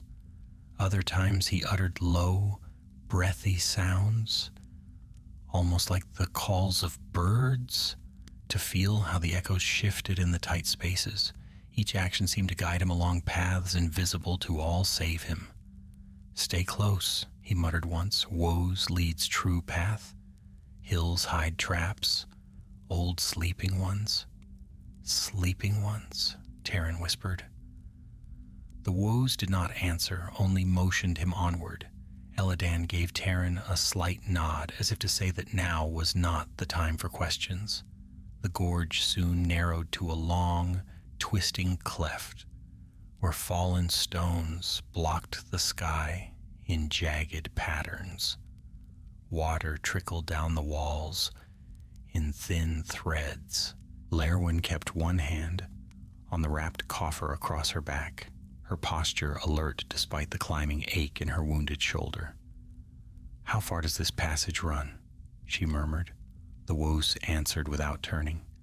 "Long way, safe way. Bad one cannot follow. Hills bite him if he tries." Taran frowned. "What do you mean by bite?" A single look from Lerwin silenced him. She shook her head gently. Later, they pressed on. Overhead, the stone arched so tightly that only the faintest strands of light seeped through the cracks, turning the air to dusky silver. Time felt strange in that place. The gorge seemed ancient, older even than the ruins of Eregion, as though it had been split open in the world's youth by some forgotten force. After a long while, they reached a place where the ground suddenly dropped away into a deep pit broad as a courtyard.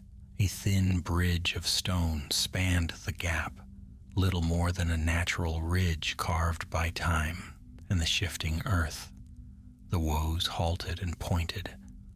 "Cross singly, rocks watch. Choose who goes first." Elladan stepped forward without hesitation. He crossed with practiced balance, his cloak stirring lightly in the breeze that drifted up from the darkness below. When he reached the far side, he signaled for the others. "Taran," Lerwin said, bowing her head for him to proceed. Taran swallowed and stepped onto the stone. The ridge was narrow, only the width of his two boots side by side, and the drop beneath was dizzying. A faint rumble echoed from the depths. Wind curled up from the pit, cold and damp, like the breath of a cavern. He kept his eyes forward, moving steadily until his feet touched solid stone again. A rush of relief filled him. Lerwin crossed next, graceful despite her injury, and last came the woes, so silent that it seemed he was part of the stone itself. "This way," he whispered, turning into another fissure. As they followed, the faint rumble beneath them faded, but with it came a new sound, soft, distant, and unsettling, a low, pulsing boom, as though something heavy moved far below the hills. Lerwin stiffened. "What is that?" The woes' expression darkened. "Sleeping one wakes," he said. "Storm shook it, broken vaults stirred it. Hills remember anger." Elladan exchanged a troubled look with Lerwin. "Do you speak of the ancient things beneath the mountains?" But the woos only moved on, indicating silence. They pressed deeper still until the cleft opened into a wider hollow where sunlight streamed down, in narrow beams. Moss glowed green upon the rocks. A few twisted trees clung to the slopes above, their roots curling like fingers over the stone. "We rest here," the woes said. "Short rest. Bad one draws near." Terence sank to a fallen stone, breath heaving. Lerwin knelt beside the hollow stream that trickled down the wall and washed the dried blood from her shoulder. Elladan remained standing, eyes fixed on the path they had come, watching for signs of pursuit. For a few moments, silence lay between them like a fragile veil. Then the woes approached Taran, sniffing the air around him with an odd tilt of his head. "You carry fear," the woes said. Taran stiffened. "We all do." The woes shook his head. "Not same fear. Yours is sharp, heavy, not for beasts, not for dark hills." Taran looked away.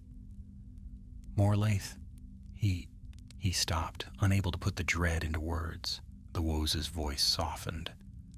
"Burnt-faced man speaks to you," he said quietly. "In mind, in dreams." Taran's breath caught. "How do you know?" "Hills whisper," the woes said simply. "Shadow Walker leaves mark, smell of old magic, tastes bitter in air." Elladan turned sharply toward them. "Is that why Morlith hunts so fiercely?" The woes nodded. "He hunts Tablet, he hunts you. He thinks boy breaks ward, opens Stoneheart. He wrong. Boy cannot, not alone." Lerwin's brow furrowed. "Then what does he intend?" The woes pointed toward the coffer. "He wants light inside, wants twist words, wants weakness maker." A chill swept through Taran. "Weakness maker." Lerwin placed a hand on his arm. The weakness in the three, Celebrimbor's warning. Elladan's jaw tightened. "We cannot let him decipher it." The woes' pale eyes blinked slowly. "Shadow Walker will try. Soon he grows near." "How near?" Taran asked. The woes inhaled deeply. "Close. Stoneheart light calls him, calls others too." A gust of cold wind swept across the hollow. Elladan looked to the ridge above them. "Time to move." But before they could rise, a sharp clatter echoed through the cleft behind them, stones skittering down the rock face. Lerwin sprang to her feet, bow drawn. Elladan's blade flashed in the sunlight. Taran's heart leapt. The woes raised his hand. "Not Shadow Walker," he whispered, "beasts." And as if in answer, a low growl rolled through the narrow gorge. Not wargs this time, something heavier. The woes' face paled. "Mountain boar," he hissed. "Angry, driven from den by storm, coming fast." Before Taran could speak, the ground trembled. A great shape tore around the bend, massive, bristling, its tusks long as a spear. Its eyes gleamed with fury, mist steaming from its breath. Elladan braced himself. "Taran, Lerwin, take the high ground." Lerwin darted toward the sloped wall. Taran followed, scrambling onto a narrow shelf. The boar's charge slammed into the hollow floor, sending shards of rock flying. With a roar, it wheeled, preparing for another charge. "Now!" Elladan shouted. Lerwin's arrow streaked downward, striking the creature's thick hide. Taran loosed another, aiming for its eye, but the beast jerked aside, the shaft grazing its ear instead. The boar shrieked, enraged. The woes leapt between two stones with uncanny agility. "Not wounds," he cried. "Eyes, only eyes." The boar lunged again. Elladan dodged, rolling aside as the creature smashed into the stone wall, cracking it. The entire ridge shook from the force. Taran's hands trembled. He drew another arrow, took aim. Lerwin shot first. Her arrow pierced the boar's left eye. The creature reared, screaming. Taran fired. His arrow struck the right eye cleanly. Blinded, the beast thrashed wildly, smashing into the rocks, hooves tearing at the earth. The ground trembled beneath them. "Down!" Elladan shouted. The boar's final desperate charge sent it over the lip of the hollow and down into the ravine beyond, its cry fading into the depths. The thundering ceased. Silence fell, broken only by ragged breathing. Slowly, Taran lowered his bow. Lerwin exhaled. "It is done." But the woes did not smile, his gaze fixed on the shattered stones where the boar had crashed. Elladan noticed. "What troubles you?" the woes whispered. "Noise calls him." A chill swept through the hollow. Taran knew before the woes spoke again. Shadow Walker comes. The air grew unnaturally still, as though the gorge itself were listening. Even the lingering echoes of the fallen boar seemed to sink into the stones and vanish. A cold breath of wind slid through the hollow, and with it came a hush that prickled the skin. Elladan sheathed his sword with slow, deliberate motion. "We cannot remain here. The noise will have carried far." Lerwin, still catching her breath, lifted the wrapped coffer and secured it once more against her back. "He will follow the sound like a wolf follows blood." The woes sniffed the air sharply. Shadow Walker draws near. Not alone now. New smell follows him. Hungry smell, wrong smell. Taran's brow tightened. "Not the wargs. We left them far behind." "No wargs," the woes agreed. "Something worse, something old." Elladan glanced sharply at him. "Old how?" The woes tapped the stone beneath his feet. "Old like the bones of hills, like deep places, old and angry." A faint tremor rippled through the earth, barely felt, but unmistakable. Taran felt ice curl down his spine. "That thing we heard waking earlier." Lerwin nodded gravely. "The woes spoke of a sleeping one." Elladan did not hesitate. "Then we move. Now." The woes motioned for them to follow and slip toward a narrow break in the rock. The cleft twisted sharply, and in places they were forced to duck beneath leaning stones blackened by ages. Moist air clung to the walls. The trickle of an unseen stream echoed faintly. Taran kept his bow ready, though his arms trembled from the stormy night and the battle with the warg and boar. Lerwin noticed and offered a faint, encouraging nod. Strength surged in him at the simple gesture. As they moved deeper, the gorge widened into a dark corridor lined with ancient boulders. Here the light dimmed again. Tall cliffs rose on either side, leaning so close that only a narrow strip of sky showed far above, pale and thin like a distant river. Suddenly, the Wase halted, head snapping to the side. "Hide," he whispered. "Stone shadows come." Elladan pointed to a cluster of large rocks.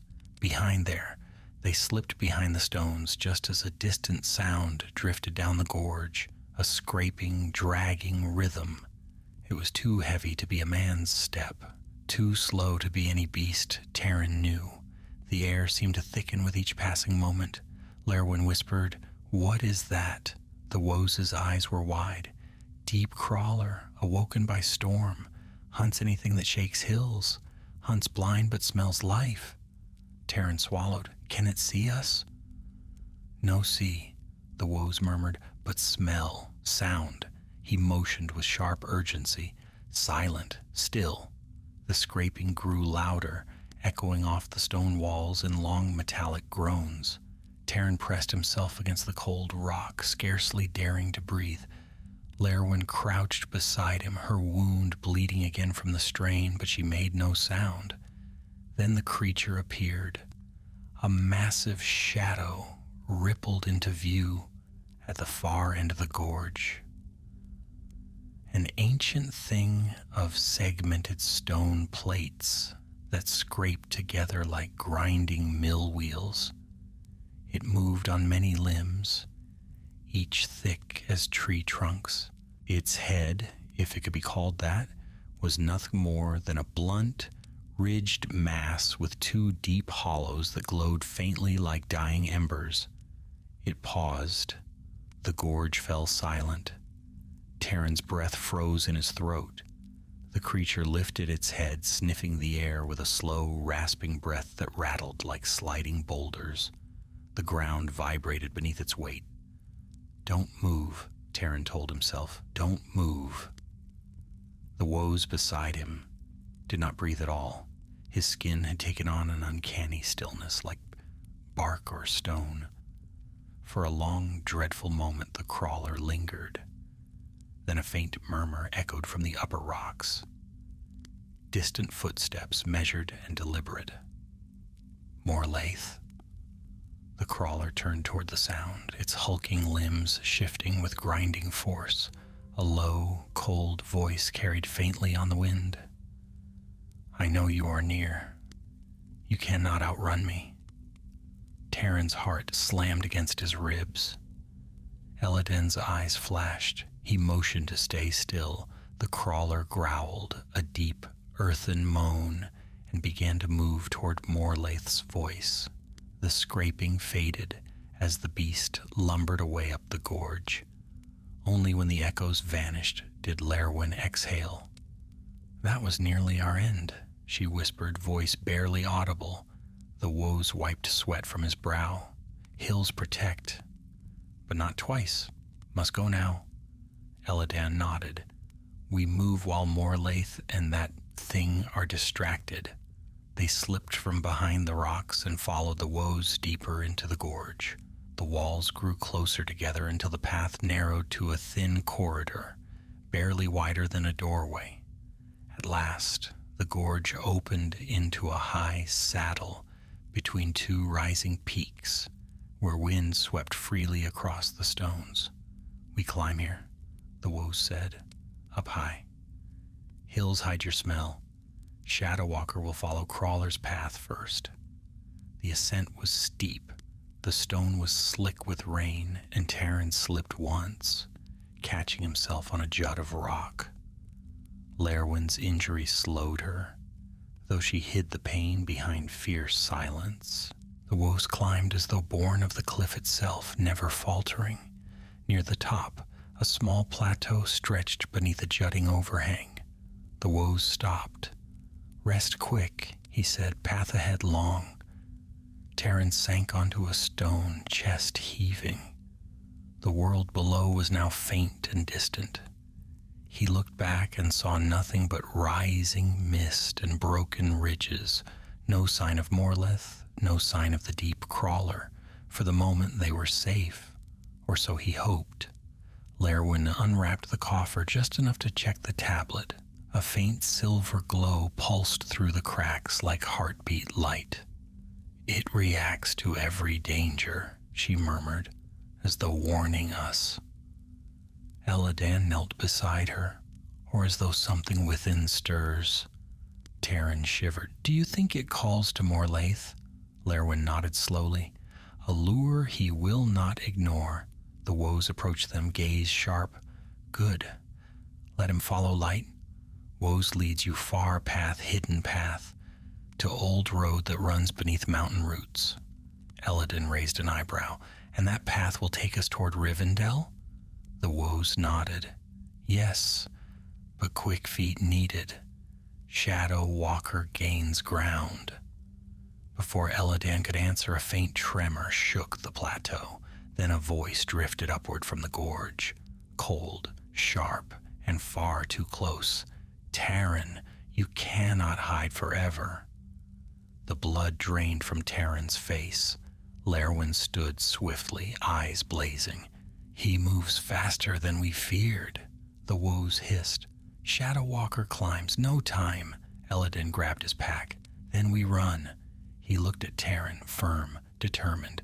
"You stay close. Whatever he says, do not listen." Taryn nodded, breath shaking, and as they slipped into the winding crevice that led away from the plateau, Morlaith's voice carried once more through the rising mist. "I will find you, boy. And when I do, the truth will be mine." The crevice twisted sharply like a crack torn long ago by some ancient upheaval. It led upward in steep, jagged steps, each turn sharp enough to hide the path ahead. The woes moved swiftly, almost gliding along the narrow stone, while Elladan followed close behind, guiding Lerwin where the path grew treacherous. Taran brought up the rear, gripping the stone with one hand, bow slung tight across his back. Behind them, Morleth's voice had faded, swallowed by the folds of rock, but not forgotten. The wind rose as they climbed, carrying the scent of stone dust and the distant promise of pine. Light filtered through narrow gaps overhead, casting the edges of the rocks in trembling silver. As they ascended, the gorge below became a maze of mist and shadow. Elladan's voice, low but steady, reached back to Taran. "Careful here. The steps narrow." Taran adjusted his footing, squeezing between two stone slabs. He felt the cold bite of the air deepen as they rose higher. The coffer's faint glow cast pale light through Lerwin's cloak, shimmering like a pulse of moon through thin fabric. At last, the crevice widened, spilling them onto a slanted shelf beneath a towering cliff face. The view stretched far over the wild ridges, waves of stone and mist rolling to the horizon. Clouds drifted low, brushing the mountains with ghostly fingers. The woes pointed toward a broken arch of stone further up the slope. "There. Old path. Woes took hunters long ago. Safe passage. Unless hills wake again." Elladan nodded. "Lead on." The path wound across the cliff like a thin ribbon. Below lay a dizzying drop into a jagged hollow dotted with boulders and thorny shrubs. Taran kept his focus on the stone beneath his feet, moving one cautious step at a time. Lerwin, despite her wound, moved with determined grace. Yet Taran saw the way she pressed her lips thin against the pain, her breath catching now and then. "You should rest when we find shelter," he whispered. She shook her head softly. "Not while Morleth hunts us. The thought of him growing closer is pain enough." The woe's ears twitched. He halted suddenly, pressing himself against the cliff face. "Stop." Elladan froze. "What is it?" The woes sniffed the air, then touched the ground with his fingertips. "Stone speaks," he murmured. "Movement below." Taran crouched, peering through a gap in the stones. A shadow moved in the mist, far beneath. No shape he could fully see, but the slow, deliberate weight of it told him enough. "The deep crawler," he whispered. Lerwin's face tightened. "Still hunting." The woes nodded. "Seeks sounds, seeks warm blood, but slow. Hills confuse it." He pointed up the trail. "We go." They continued upward. The path leveled out into a small plateau surrounded by leaning stones. It almost resembled an ancient meeting place, flat at its center with smooth marks as though many feet had once gathered here. "What is this place?" Taran asked. The woes ran his hand along the nearest stone. "Hill Circle. Long before elves came, stones hold memory, strong memory." Elladan looked around cautiously. "Is it safe?" "Safe from Shadow Walker," the woes said. "Not safe from stones." Before Taran could question that cryptic warning, a faint hum rose beneath his feet. Lerwin stiffened. "What is that?" The woes' gaze darkened. "Stoneheart reacts. Tablet stirs hills." The coffer's glow seeped through the cloak, brighter now, like lines of silver threading through the fabric. Elladan stepped closer to Lerwin. "Keep it wrapped. Do not expose it." Lerwin tightened the cloak around it, but the light only pulsed harder, casting pale beams through the seams of the cloth. Taran felt a strange pull, like a pressure in the air, soft yet insistent. "It's drawing something," he whispered. "It's calling." "No," the woes corrected. "Answering." A crackling sound echoed across the plateau. The stones vibrated, dust falling from their tops. Eladan's hand flew to his sword.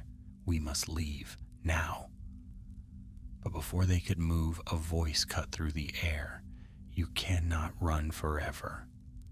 Taran spun toward the far edge of the plateau. Morleth stood at the entrance of the stone circle. His cloak hung tattered, scorched by the vault's collapse. One side of his face was burned raw from the tablet's flare, the flesh tight and pale like fresh scar tissue. His eyes glowed with a feverish hunger. Behind him gathered 3 men, survivors of his scattered escort.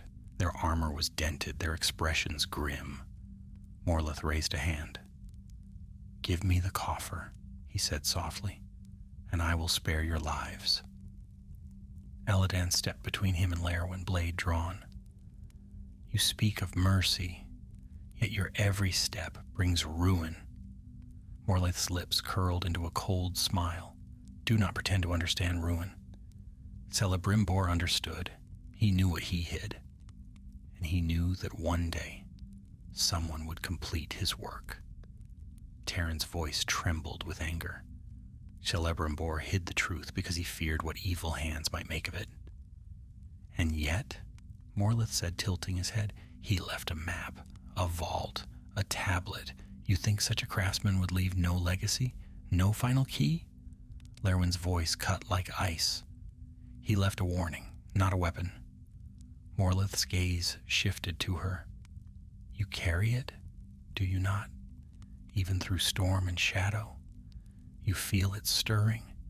You feel its truth whisper through the stone." The woes hissed. "Enough talk. Stone's angry. Leave hill circle." Morleth ignored him. He stepped forward just 1 pace, and the stones beneath him groaned. A tremor rippled through the plateau. Eladan's eyes widened. "Do not move." The ancient stones hummed louder like deep voices murmuring beneath the earth. Morleth froze. "This place," he said slowly, "reacts to the tablet."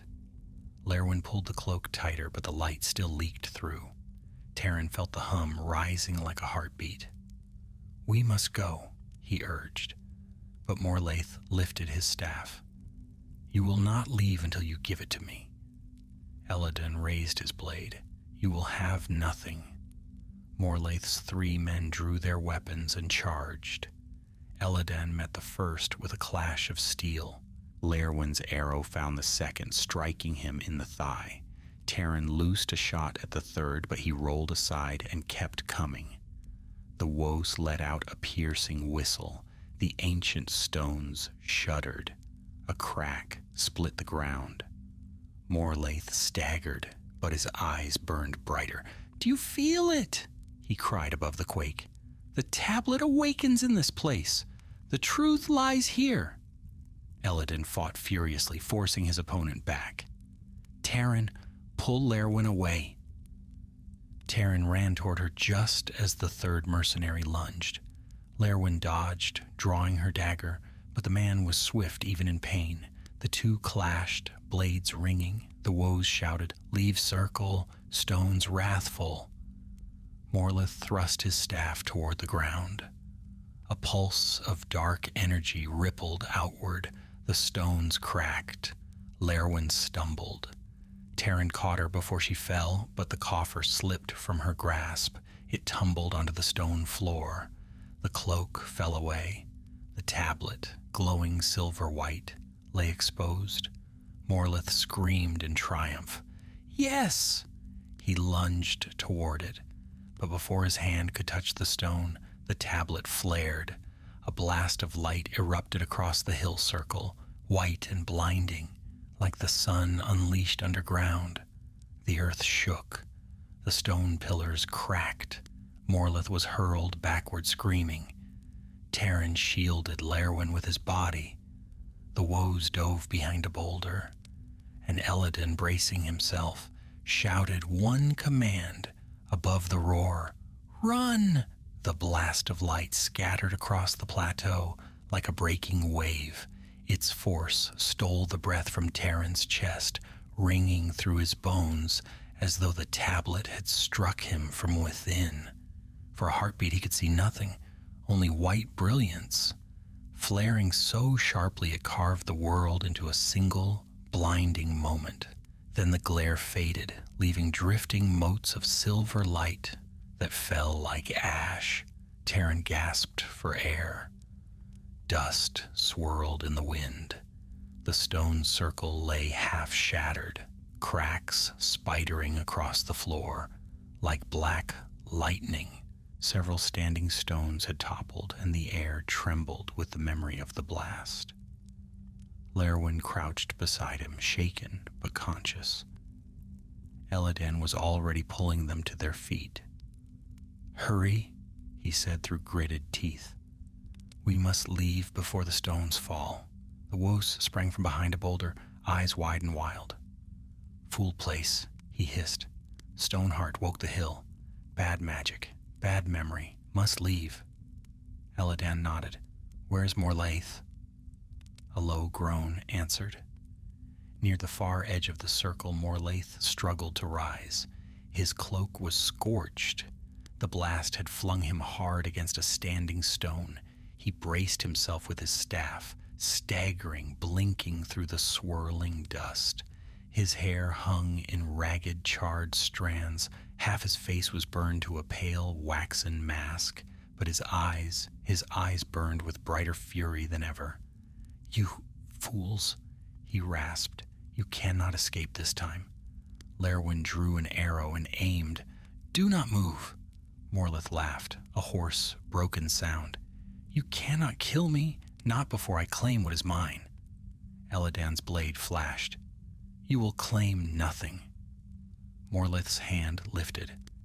At once, the earth trembled beneath them, not with the deep weight of the stone circle's wrath, but with something more deliberate. A response. The Woos gasped. "He calls the sleeping one." A distant roar, deep, hollow, and terrible, rolled across the mountainside. Dust poured from cracks in the peaks. A gust of foul, cold air swept through the plateau as something vast stirred in the depths below. Taryn's blood turned to ice. "The deep crawler?" Elladan seized Lerwin's arm. "We must go now." Lerwin fired. Her arrow struck Morlaith's staff, snapping it from his grasp. The lore master staggered, shouting in rage. The Woos dashed toward the opposite edge of the plateau, waving them frantically forward. Follow Woos, fast feet, stones crack, ground falls. The tremors grew stronger. Chunks of rock tore from the circle's rim and tumbled into the gorge. Morlith lurched forward, reaching toward the fallen tablet. But the Woos was faster. He kicked the tablet with surprising force, sending it skidding across the broken floor toward Elladan. "Take stone heart," the Woos cried. Elladan snatched it up, its glow pulsing dangerously against his gauntlet. Morlith screamed, a sound sharp with fury. "No!" Taryn grabbed Lerwin's wrist and bolted after Elladan and the Woos. The ground heaved as though the hill were breathing its last. Behind them came another roar, louder, closer. The deep crawler was climbing. The tremors shook the slope so violently that Taryn nearly fell twice. Lerwin kept pace despite her wound, her face set with fierce resolve. Dust filled the air, choking them as they ran. A jagged crack tore across the plateau, splitting the circle cleanly. Morlaith leapt the chasm with startling desperation, shrieking, "You will not escape me!" The Woos dove into a low passage between two leaning stones. "Here, other side leads down, hurry!" Elladan and Lerwin slipped through. Taryn ducked under the stone, and rocks crashed behind him as Morlaith reached the entrance. Taryn turned, lifting his bow. Morlaith lunged, face twisted with madness. Taryn fired. The arrow struck his shoulder, but Morlaith did not fall. He snarled, half stumbling, half crawling, dragging himself toward the opening. "Taran, come!" Elladan shouted, but Morleth seized Taran's boot before he could turn. The touch burned cold as winter ice. "You!" Morleth hissed. "You saw it, didn't you? Celebrimbor's fear, his last hope. You feel it waking?" Taran kicked hard, wrenching free, heart pounding. "Yes," Morleth whispered hoarsely. "You feel it too." Elladan grabbed Taran's arm and yanked him into the narrow passage just as the roof collapsed behind them. Morleth's scream vanished beneath the thunder of falling stone. They raced downward through a steep, twisting tunnel lit only by the tablet's flickering glow. Dust showered from above. The air grew thick and hot, smelling of scorched rock. "Faster!" the woes urged. "Hill breaking!" The passage spat them out onto a slanted ridge overlooking a narrow ravine. The ground trembled beneath their boots. Lerwin steadied herself. "This ridge won't hold long." Elladan looked behind them. The entire peak was splitting apart. Sheets of stone slid from the slopes like collapsing walls. A plume of dust surged upward as the stone circle caved inward, swallowed by the earth. And then, from the smoke and ruin, something massive rose. A segmented limb, thick as a great tree, heaved itself over the broken edge. Then another. The deep crawler's colossal form pulled free of the shattered hillside, its dark shell glistening with dust and silver light. Its blunt head swung side to side, sniffing, searching. "For them," Lerwin whispered, "we cannot outrun that." The Wos shook his head. "No outrun, trick, hide path below, deep one too large." He pointed down the ravine. "There, small way, follow Wos." They scrambled down the loose slope. The earth groaned behind them, showering rock. Taran slipped, sliding several feet before catching a jut of stone. Elladan lifted him up again, and they continued downward. The deep crawler let out a rumbling bellow. Its limbs crashed against the slope, sending an avalanche of rocks cascading. "Hurry!" Lerwin cried. The Woes leapt the final gap and disappeared into a narrow crack between boulders. Elladan pushed Lerwin through, then motioned to Taran. "Go!" Taran squeezed into the fissure, the stone cold against his skin. Elladan followed, pulling himself through just as a boulder smashed down behind him, sealing the entrance with dust and rubble. Inside the crevice, silence returned, heavy and breathless. Only the faint pulse of the tablet lit the darkness. Taran gasped for air, heart racing. Are we safe?" "For now," the Woes whispered. Lerwin touched Taran's shoulder gently. "You did well." Elladan listened at the sealed entrance, then nodded. "The crawler cannot fit through. It will move on." Taran exhaled shakily, but the Wos' stare was troubled. "The hill's not done," he murmured. "Shadow Walker still breathes." Taran's breath caught. "He survived?" The Woes nodded once. "Stone hate's strong. Hard to kill." Elladan lowered his voice. "We cannot stay here long. The ravine below leads to the Old Hunter's Road. If we reach it by nightfall, we may escape his reach." Lerwin touched the cracked tablet within its wrappings. The glow had faded to a soft pulse. "We must keep moving," she said. "The deeper secrets stir, and Morleth feels them." Taran swallowed, feeling the tablet's pulse echo faintly in his own chest, as though some thread connected them. He whispered, "Then let us go before the dark finds its footing again." And so, bruised, breathless, but unbroken, the small company slipped deeper into the narrow stone passage, the mountain groaning overhead, and the ancient world shifting in its sleep. They had survived Morlaith and the deep crawler's wrath, but the darkest part of their journey had only just begun.